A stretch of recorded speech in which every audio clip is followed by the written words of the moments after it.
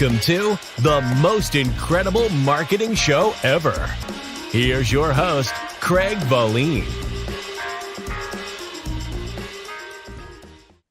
Welcome to the most incredible marketing show ever, Spotlight Edition.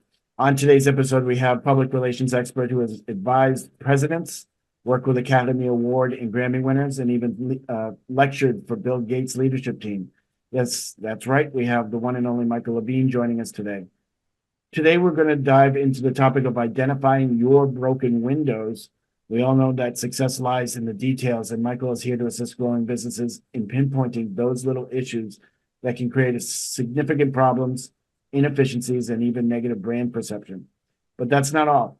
Michael will also guide us through the secrets of super success. We'll learn how super successful people think and behave to achieve the best results possible from all their efforts, and how you can too. So get ready for an informative, engaging discussion as we uncover the secrets to improving your business and marketing strategies. So without further ado, Michael, welcome to the most incredible marketing show ever, Spotlight Edition. Hello, Craig, and thank you so much for sharing your valuable audience with me. I was thinking we've known each other for 11 years.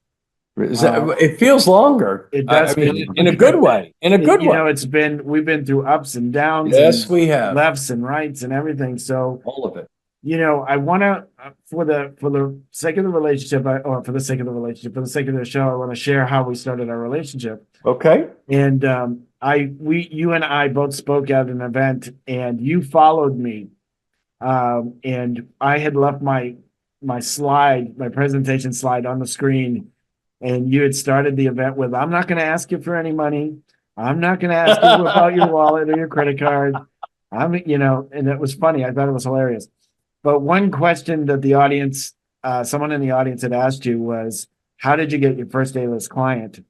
And your answer was so profound that I just had to connect with you in some way, shape, or form.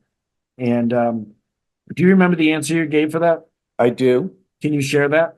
Of course. So the setup for the audience is this. We're in a room of a couple hundred people, and the couple hundred people in the audience are very earnest and very anxious to learn and grow and excel in their work and professional lives. And so a question was asked of me, "Michael, you've had so much success. You've represented the biggest celebrities in the world, very, very famous people. How did you get your first celebrity? How did you do it?" And I said, "Now look, I'm going to answer your question. I'm going to tell you, but I'm not sure you're going to either enjoy or appreciate the answer very much." To which the questioner looked a little puzzled, and I said, "Okay, now do you want the answer?" "Yes, I do." "Okay, audience, do you want the answer?" "Yes, I do." "Okay, here's how I did it. Write it down now. Here we go.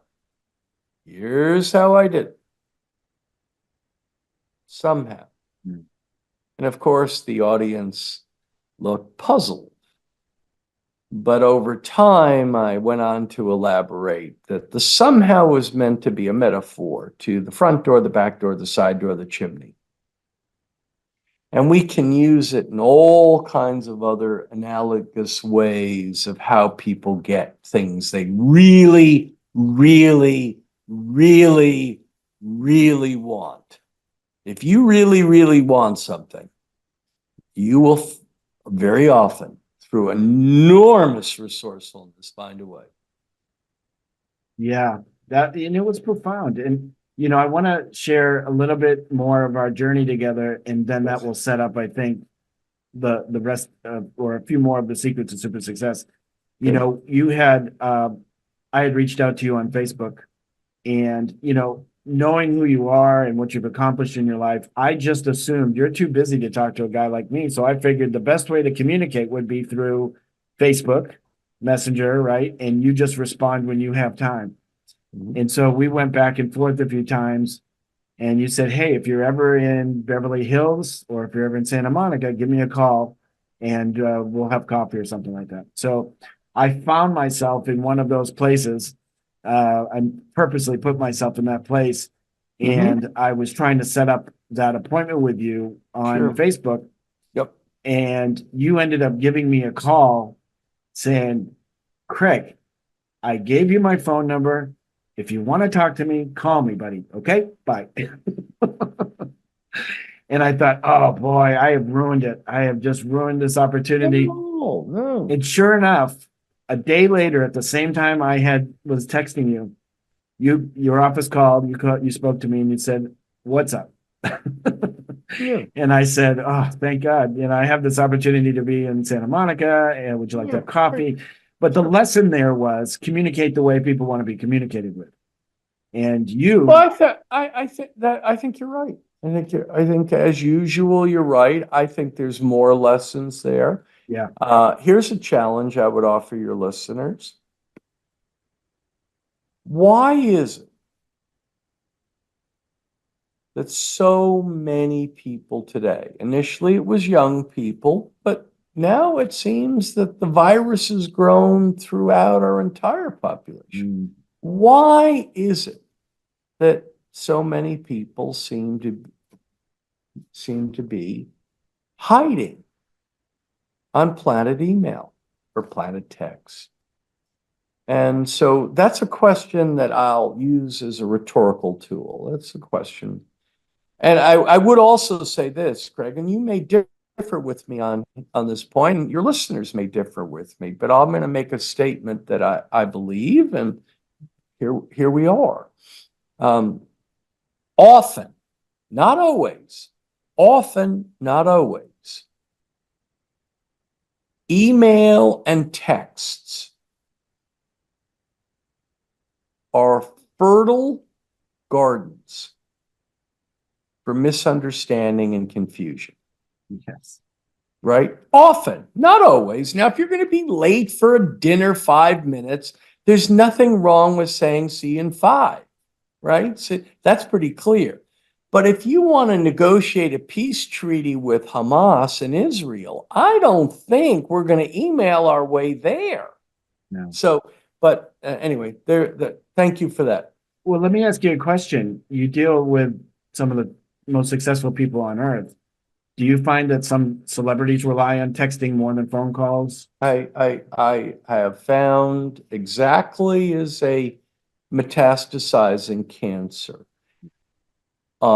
This virus that began with young people, you want to use it as an analogy of the virus, has transformed our world. It is metastasized like a cancer to all aspects. However, I do feel that not all people do it. The brightest of bright understand where an email is appropriate, a text message is appropriate, and where a phone call is appropriate. Now, the secondary group, the less bright, seem to be very confused by it. And they also have this subconscious fear that somehow they're disturbing someone.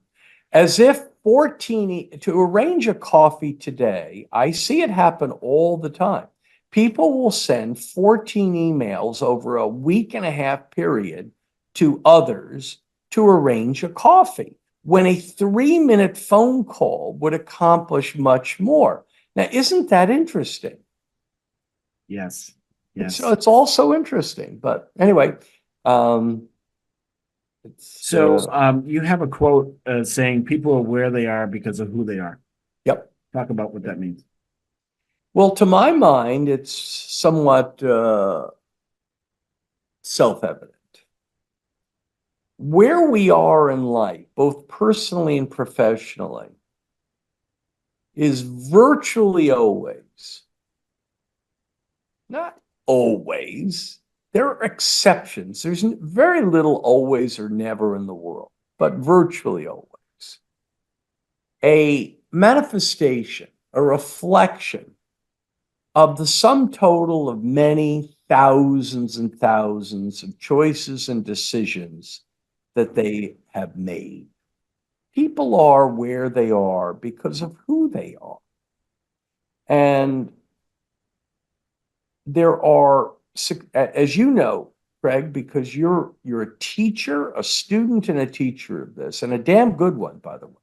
Thank No, you really are. I look to, I will tell the audience very openly that I will call you a couple of times a year for advice and counsel. You'll say, well, Michael, how could you be calling? That doesn't make any sense. It makes complete sense.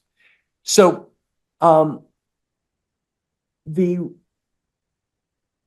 where we are in this world is a reflection of who we are, how we have chosen, how we behave, how we act, how we think, how we read, how we, what we do, what we don't do. And so, and there are, success leaves clues, and so does failure. Success leaves clues is a somewhat well-known phrase within the personal development community. But I always thought it was lacking in this way. Success does leave clues, but so does failure, right? And I think both are worth studying. If in America, it would appear to me that success is a subject that has been overstudied, and failure is a subject that's been understudied. And what I mean by that is, if you go on Amazon or you go into a bookstore and you say, can you show me some books on success? There's a mountain, right? If you go on Amazon, there's a mountain. If, on the other hand, you say, can you show me some books on failure? There's probably a half a dozen. And I think they're very important topics to understand in both ways. So you also say the way you do anything is the way you do everything. Correct. That's exactly right. And it's the same kind of thing. If you have a consistently sloppy car, right? Now, I don't mean if you have a sloppy car for a day or a week. If you've just moved houses and your car is sloppy for a week, that doesn't really tell us anything except that you've moved. But if you have a consistently sloppy car, my dear friend, you, though you may not know it, have a consistently sloppy life. You have a sloppy refrigerator. You have a sloppy mind. You have a sloppy way of living your life. Yeah. Now, you may say, well, that's very judgmental. Perhaps, but. It's my son who just graduated from college. I have said, his car is very messy. And I say, hey, look, you go on a job interview and they walk you out to the car and they look in your car and see how messy it is. They're going to judge you on that. That's because that demonstrates who you are. I do agree with that. I would also say this, Craig, to him. I would say, son, may I share something with you that's interesting? And he may say yes. I hope he'd say yes. Son, people who live in poverty, not affluent people, but people who live in poverty. Let's not talk about non-affluent. Not talk about middle class. Let's talk about people who are in poverty. They have virtually no similarity of rootage. I mean, they're black and they're white and they're gay and they're straight and they're young and they're old and they're fat and they're thin. They have no similarity except this. There is one commonality of all people who live in poverty. Every single one of them lives a disordered life. So, son, if you think a disordered car is more likely to get you a prosperous life, then you should try that out. I don't think the evidence supports that, and I think you're going to live to regret it, but you may have to learn that for yourself, son. Yeah. Disordered lives are at the root of all poverty, and all affluent people have ordered lives. Now, they may have dysfunctional lives in other ways. Doesn't mean they don't suffer from all the same things that, they get cancer, they become alcoholic. There's all kinds of Yep.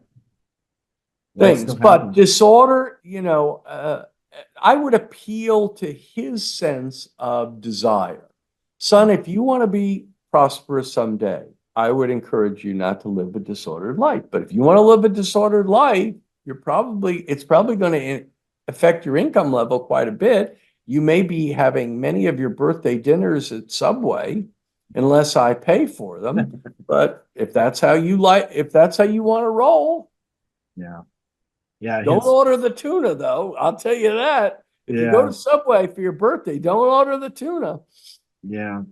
Well, we have talked. We've had lots of people come in and out of our lives, expressing interest in you, knowing you. They've attended the 3 O's of Super Success presentation, and then they want to talk to you and be friends with you and everything. And we say, oh, they show signs of talk, but no action. Yeah. So Well, look, 95% of, I don't know, 90% of the world, if we broke the world down, if we went to an airport in Los Angeles or New York or Chicago or Detroit and we rounded up 200 random people, 90% of them, that would be 180 of the 200, would fall into the category of talker, not doer. About 20% would fall into the category of doer, not talker. They're impeccable with their word. They say dinner at 5:30. They don't mean 5:45. They're impeccable with their word, principally to themselves. So, yeah. I love this topic, the secrets of super success, because you have worked with some of the top people in the world, best known celebrities, top in their field in law or professionals, movie studio executives, everything. So you are starting to coach and consult after working 40 years in public relations. Why are you now starting to consider consulting or coaching? Well, there's all kinds of answers to that question, but I am going on a new journey. First of all, I'll be very open with you, Craig. I think I've told you this off air. I've had 3 friends in their 70s, close friends, vibrant friends, who have made the decision in the last 3 years to retire. And dear brother, I will tell you, it's not a good advertisement for retirement. Their lives become smaller. Their minds become shrunken. Their dialogue becomes limited. The center of their day, the center of their week, the center of their life is going to Costco or searching the internet for what a scumbag Donald Trump is, or, something of that sort. It's not a good advertisement. So I don't want to retire. But what I do want to do is take on a new adventure. And this adventure is the realm of consulting and coaching. I've been very affected, both from an enjoyment point of view, but also other intellectual ways, by the watching rather often of Shark Tank. And so I see these young, enthusiastic, often between 30 and 50 men and women, gay, straight, black, white, young, old, and they're all super enthused. They all think they've got the greatest idea in the world. And of course, what they're doing is they're begging the sharks for money, money, money, money, money. They want money. But what some of them seem to understand, as importantly as the money, is the mentorship. Darling, if you have a business and you've got Mark Cuban on your team, that's a good deal, even if he doesn't give you 5 cents. Right. That's a good deal. See, that's like that would be like playing a pickup game of basketball with Michael Jordan on your team. Right. That's a good deal. See, so I want to offer people, a certain kind of person, some advantage in how to get from point A to point B in a more efficient way.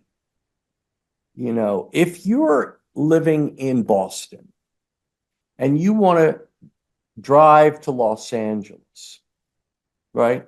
There is a straight path that you can drive. There's an efficient straight path. Or you could go to Boston, and you could stop in New York, and then you could go to New Jersey, and then you could drive down to Georgia, and then you could go to Florida, and then you come back up to North Carolina, and then you could go up to Chicago, and then you could travel back to Boston, and you could go back to Milwaukee, and then you could go to Denver and so forth and so on. It's not efficient.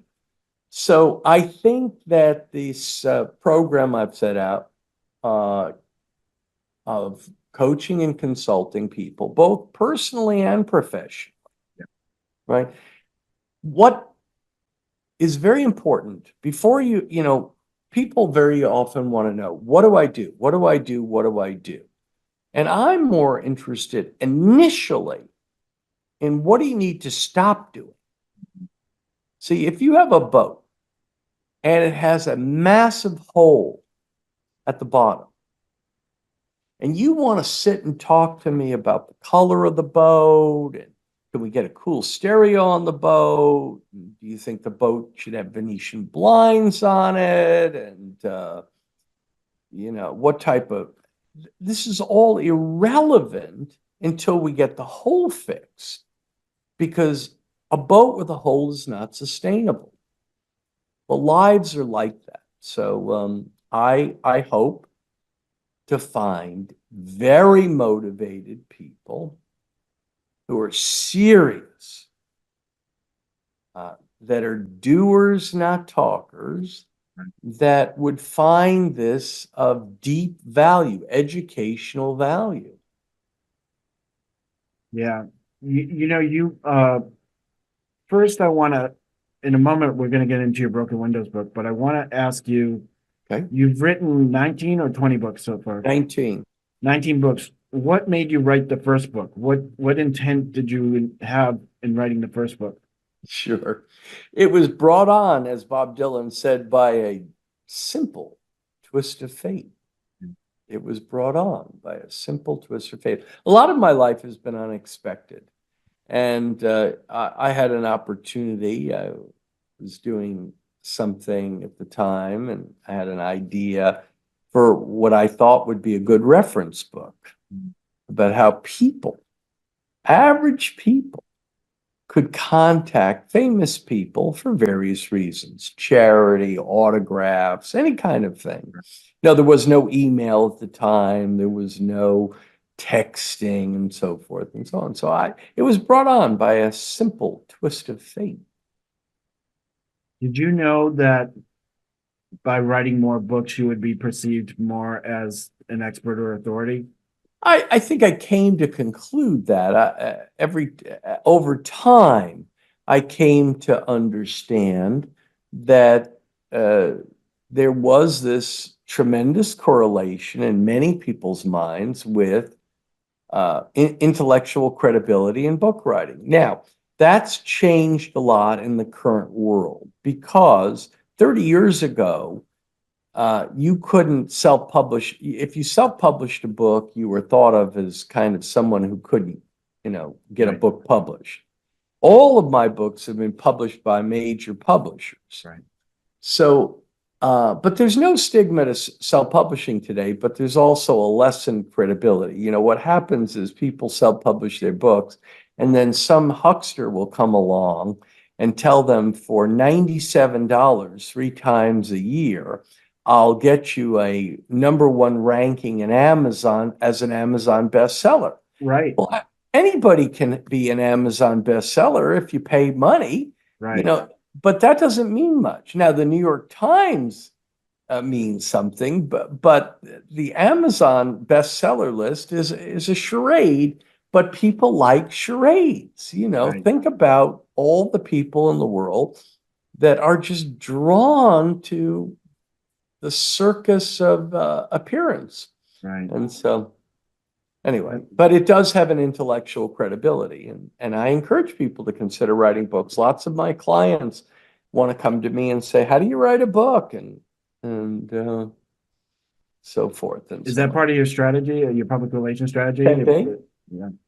I want to know a person. First thing I'm interested in understanding about a person is, to the extent they can figure this out, it may take them a little bit of time, is why do they think they were born? Why do they think they were put on this earth? They will be on this earth on average, I don't know, 80 years, 90 years, 70 years, some less, some more. Now, if you're on the earth 90 years, you get 29,200 days. If you're on the earth 80 years, you get 28,500 days. That's it. The game's over.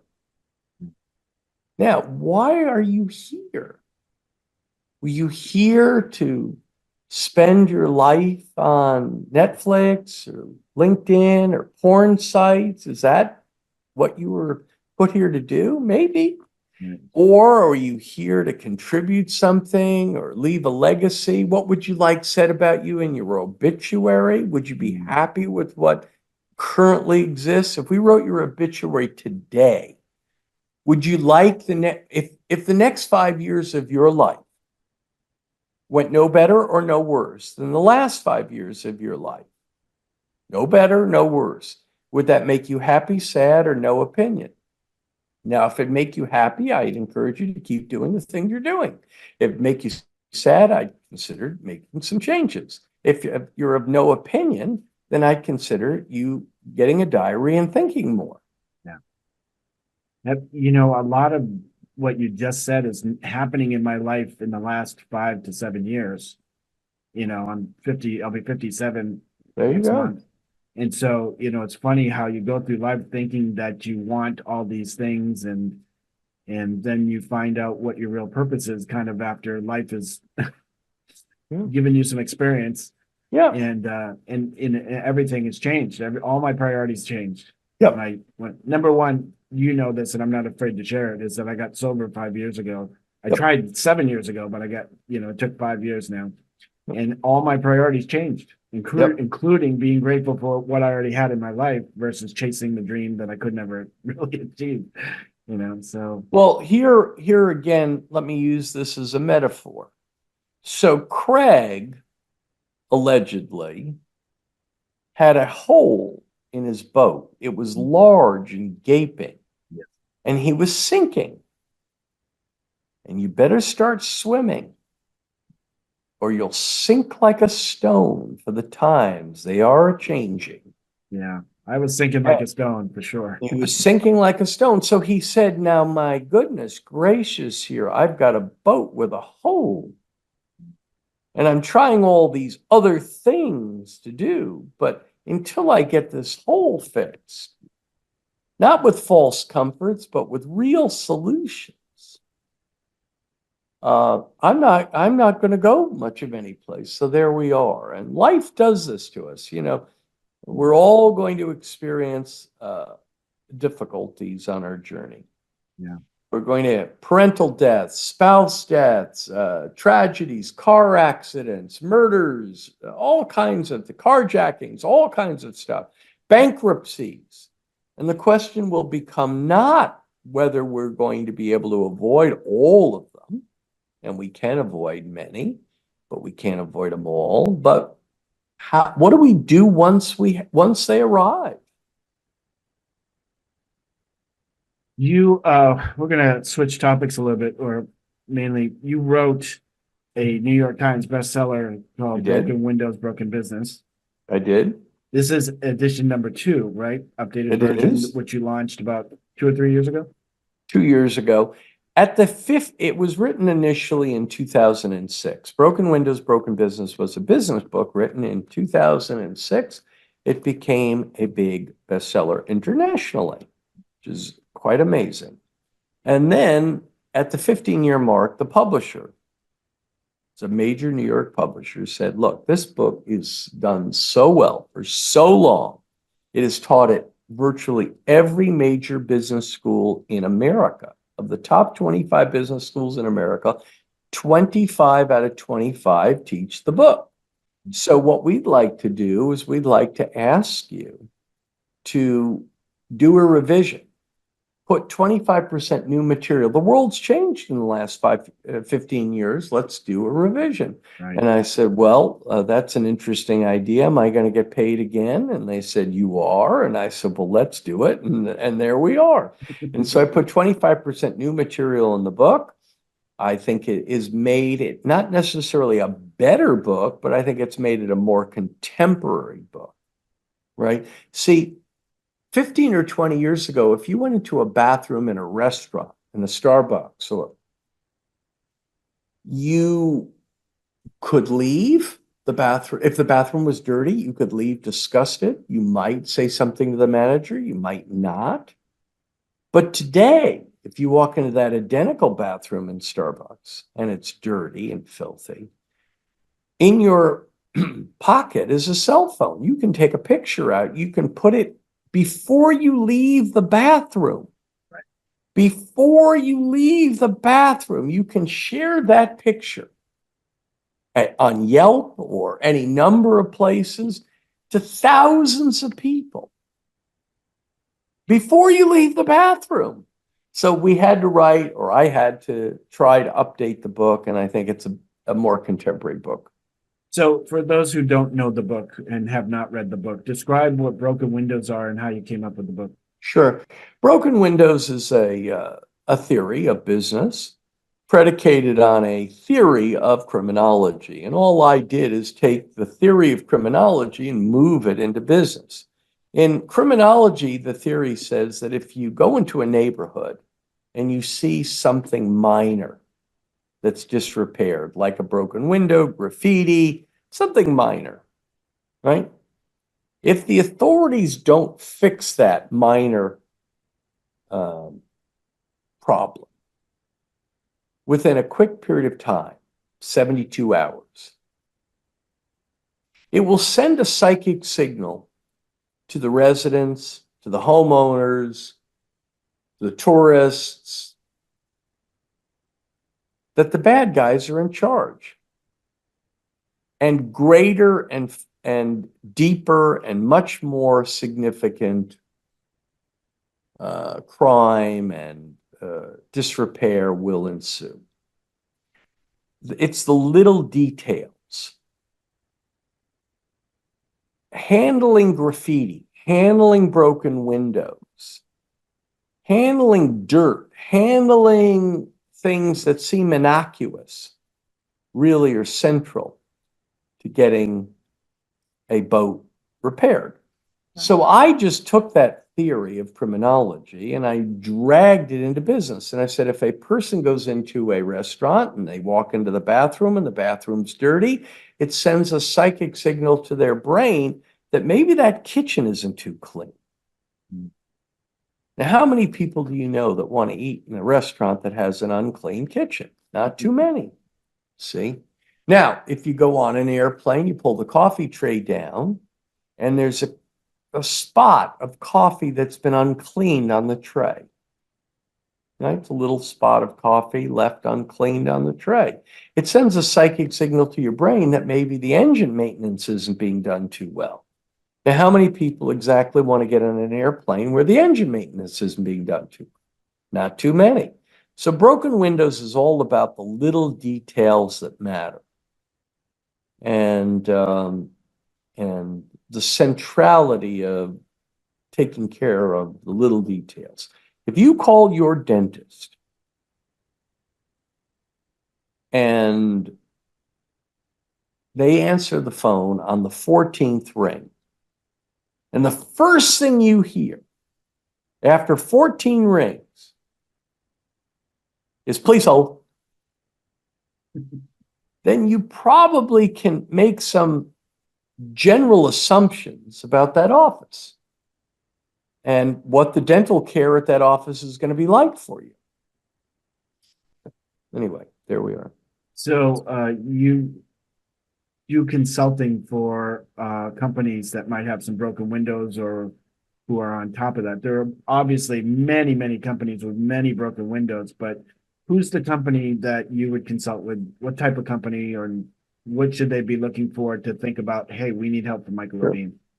Yeah, I think there's several different categories. There's aspirational companies. There are companies that have just started and they say, I know I've got the greatest idea in the world. I just know it. I've opened up this coffee shop and I just know it's going to be bigger than Starbucks. I know it. I know it. I know it.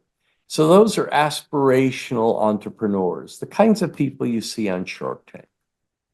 But then there's also companies that have been around a while and they started out great. But over time, 5 years, 7 years, 10 years, business has diminished. Recruitment has diminished. They have become an old, comfortable shoe. And people have, it's just not what it once was. We've all been to these types of places. And, it's just not what it once was. Well, those kinds of businesses and people need, if they can make peace with the fact that the problem is them, not the market, not Trump, not their parents, not Biden. You see, that's a very common thing for someone to belittle and blame the world for their obvious issues, right? So instead of, they're saying business is bad, Craig, business is bad, but it's because of Biden that business is bad. Well, son, business is not bad because of Biden. He may not be helping you, but business is not bad. It's you. It's you. Well, it's Donald Trump. Well, it's my mother. It's my father. It's my sister. It's sexism. It's homophobia. It's this chorus of victimhood, belittling and blaming. No, darling, no, it's you. It's you and what you've done that what's this famous line, Craig, you know it so well. We have no right to tell the market what it wants. Right. We only have an obligation to listen to it. Right. Who the hell are you to tell the market what it wants? We just have an obligation to listen to it. Now, the sooner you get onto that game, the better off you're going to be. So we have aspirational people. We have people who are just starting in college, finishing up college, like your son, trying to pivot out, and they're lost, and they know they're lost. They were sold on this notion that all they needed was a 4-year college degree. And they were sold on it by their most trusted family, friends, teachers, principals. The young people from 18 to 22 went to college and believed all they needed was a 4-year degree, were told by their most trusted people in their lives. And all of that was true 50 years ago, 40 years ago. See, your mother and father didn't lie to you when they said all you need is a college degree. They were just operating from an old map. Today, college is like high school used to be. It isn't enough. And you can find that out the hard way, or you can find it out the easier way. Depends on how much pain you like, right? And it may require pain to teach you that. But anyway, so there's all kinds of different categories: aspirational, established, young people who want to know how to get started in a meaningful way. There are people on Shark Tank that want to grow their business and become the next Mark Cuban or Mr. Wonderful. And then there are people there's all kinds of people with all kinds of dreams. And it starts with, why are you here? Right. Well, I'm good at a bunch of stuff. Well, you may be good at a bunch of stuff, but you're not going to be great at a bunch of stuff. You're going to be great at one thing. You may be fine at 10 things, but you're not going to be great at 10. You're going to be great at one. We all know about the 10,000 hours of mastery. My goodness gracious. Come on now. So we're getting towards the end here. Okay.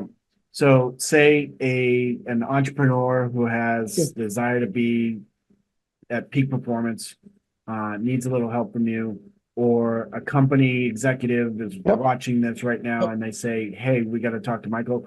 What should they do first? And then what should they expect? Sure. The first thing they should do, I think, correct me here if you think I'm wrong, is they should just go to this new website, michaellevineconsulting.com. Go on there, look at it, see what you think. There are videos on it, there's stuff on there. Maybe it's for you, maybe it's not. If you feel that inclined to be interested, then we can arrange a telephone call. We don't have to text 46 times to arrange a phone call. We can arrange a phone call. We can talk for, I don't know, 10 or 15 minutes, and I can rather quickly assess whether or not I believe that I can be of some modest value. From the costs to this program, both from a time and financial point, are really very modest. When contrasted with the cost of wandering around lost in a jungle for years. The costs of time, the costs of it. Listen, if you haven't figured out that if you're going on a journey, it's better to have a mentor who's been on the journey successfully than not, then you're probably not bright enough to have a successful career, life, enterprise in the first place. And we all need coaches. We all need mentors. You've been one to me at times, and a damn good one. A damn good one. And so, but I have no desire to try to convert people to anything except helping them if they desire the help. But you have, like with, you're so candid about this. Craig talks about 12-step program. And I know a little something about it. I've never been in a program, but I've been in Al-Anon. My mother was an alcoholic, so I've been in Al-Anon. And there's two prerequisites to real recovery in 12-step. When you walk in the door, you've got to be able to say two things. And if you can't say the two things, stay the hell out of the door. And the two things are, I'm not okay, and I need help. And if you can't say that with authenticity and humility, don't bother coming. And that's the same thing with mentorship. If you can't say, I need help, I'm not okay and I need help, then, good luck on your journey. You may well need it. Yeah. I will say that I don't want to say chastise, but I often disagree with Michael Spees in what he wants to charge. So because they're far less than he's worth, in my opinion. So yes, if you balk at whatever fee Michael charges you, you are really, really in trouble. Because we do debate that, Greg, and I am doing that intentionally. And I know you think that's errant, and I understand that and respect it. I respect it. And I've had other people say it as well. Let me be open with you, Craig. I don't need the money. Right. I take the money. I don't need the money. And in terms of the lucky life I've had and the gifts I've had, I've learned very It's taken a long time to learn this. You can't keep it unless you give it away. Right.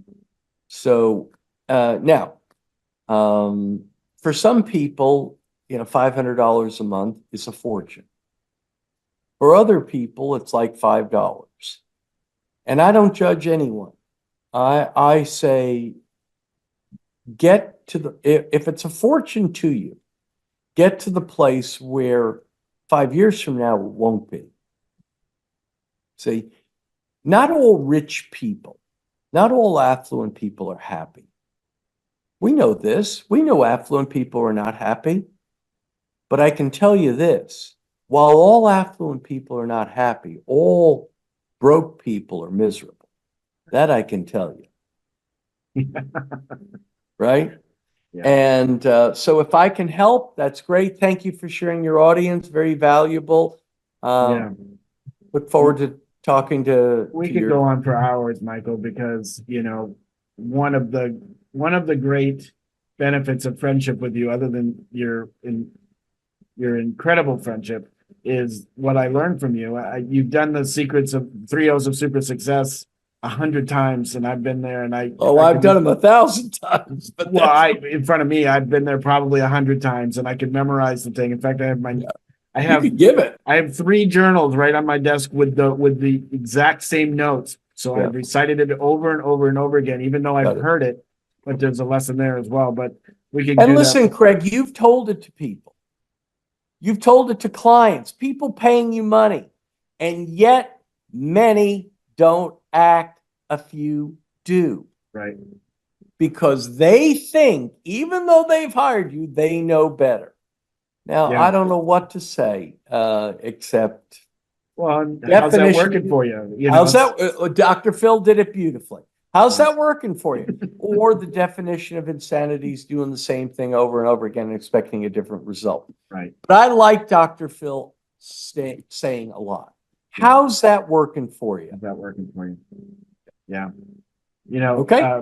We were wrapping up, but I still, you alluded to the 12-step program. And one of the things you have to be willing to do is admit you can't, your way isn't working.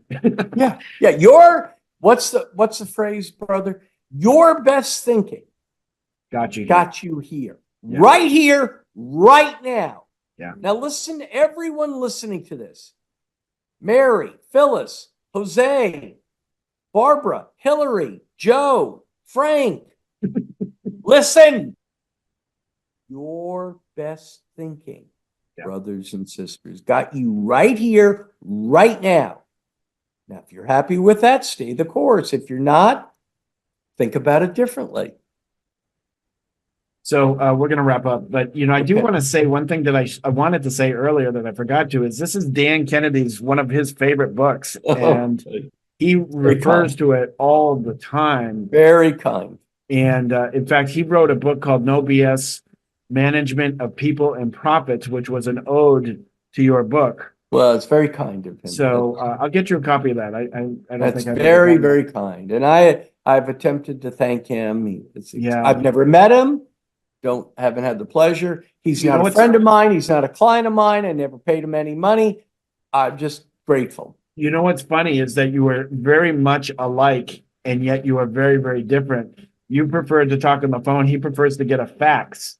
He doesn't make himself available to anyone when he's working, and you'll take the phone in a moment. Yeah, well, he's also not dyslexic, and right. Right. But I am privileged to know both of you, so that's great. And I'm privileged to be aware of his work. What we need in this world, this country, is more straight talk. That doesn't mean we have to be rude, right? But it does mean we have to knock off the BS, right? Yeah. So we have to talk straight. Amen. So if people want your book, where should they go to get your book? Oh, Amazon. You ever heard of Amazon? A little site. Go on Amazon. You can get it. Broken Windows, Broken Business. I look forward to take a look at the website, Michael Levine Consulting. I'd be most honored to hear from you. Even if you disagree with something, send a note or whatever your preference is. I look forward to engaging with your community. I think you have a great, Yeah. great. Please reach out to Michael. If not, just to say, hey, great interview. Thank you so much. That's how it started with me.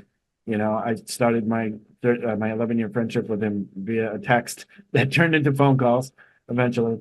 But listen, thank you so much for everybody watching. Thank you, Michael, for being here. What a great conversation. And again, I love our in-person conversations, but this one is fortunately beneficial to others who could listen in.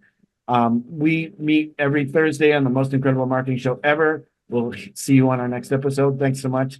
Again, thanks so much, Michael. Thank you, brother. Bye. Thank you for joining us this week on the most incredible marketing show ever. New episodes are available every week on Thursdays. To receive a free gift pack from our expert panelists and get access to show notes from previous episodes, be sure to visit our website, www.mostincrediblemarketingshowever.com. If you're watching this on YouTube, please hit the subscribe button and click the bell up in the right-hand corner to be notified of future episodes so you'll never miss a show. While you're at it, if you found value in this show, we'd appreciate you clicking the like button and leaving a comment on what big aha you got during the show. That's it for today's episode.